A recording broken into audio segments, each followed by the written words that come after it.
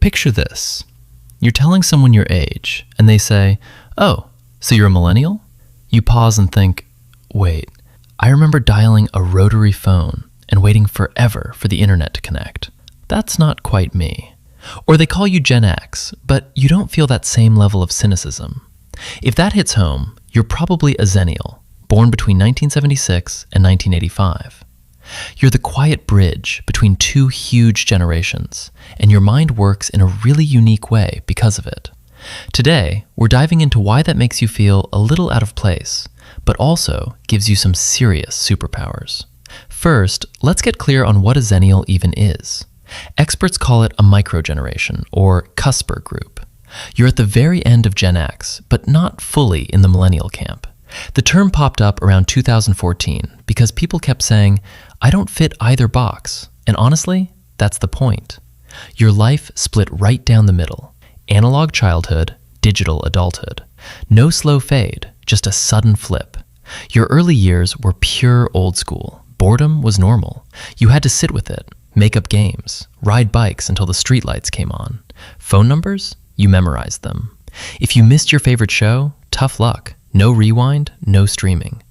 Notes got passed in class on folded paper, and plans were simple. Meet me at the park at 4. If someone was late, you waited. No texts, no, "Where are you?" That built real patience and trust in people showing up. Then, boom, your teens and 20s hit, and everything changed fast. Cell phones appeared. Dial-up internet screeched into your life. MySpace popped up, then Facebook. You were old enough to remember the quiet world, but young enough to jump into the new one without fear.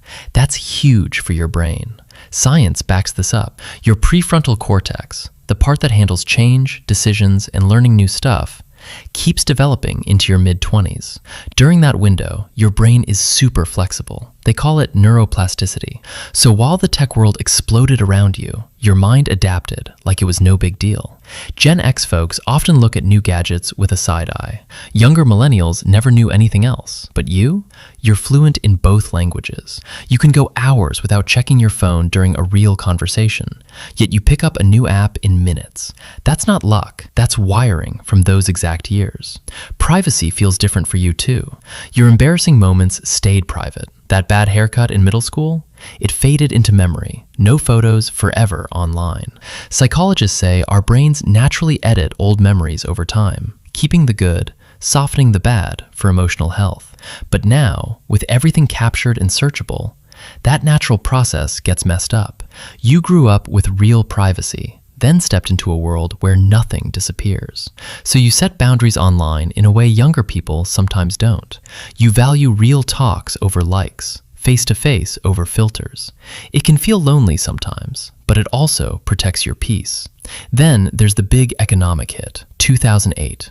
You were just starting careers or finishing college when the crash happened. Jobs vanished, houses lost value. Everything felt shaky. Research shows that money stress in your early 20s leaves a lasting mark. It shapes how you see security and risk forever. You're not as laid back about money as some millennials who bounced back quicker, and not as hardened as older Gen X who saw earlier recessions. You learned to adapt fast, save smart, but there's always that quiet voice asking, what if it happens again? That caution makes you resilient, not fearful. All this creates a special mix inside you, contradictions you handle better than most.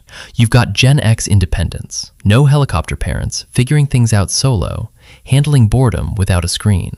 But you also caught the hopeful side of early internet days, when connecting felt exciting, not overwhelming. So you're self-reliant, yet open to teamwork, skeptical, yet optimistic, digital, yet nostalgic for analog.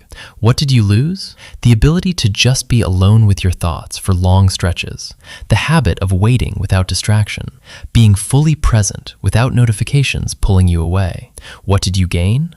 Endless info at your fingertips, global friends, chances previous generations couldn't dream of, and the biggest win, adaptability. In a world that changes every year, you're the ones who don't panic. You bridge gaps at work, in families, between old and new. If you're feeling caught between two worlds, that's not a flaw, it's your strength. You're not misfit, you're the connector, the one who remembers life before constant updates and still thrives in it. So next time someone tries to box you in, just smile and think, I'm a Zennial. We don't fit boxes, we build bridges. If this felt spot on, hit that like button, subscribe for more deep but simple psychology, and drop a comment. What's one thing from your analog days you still miss?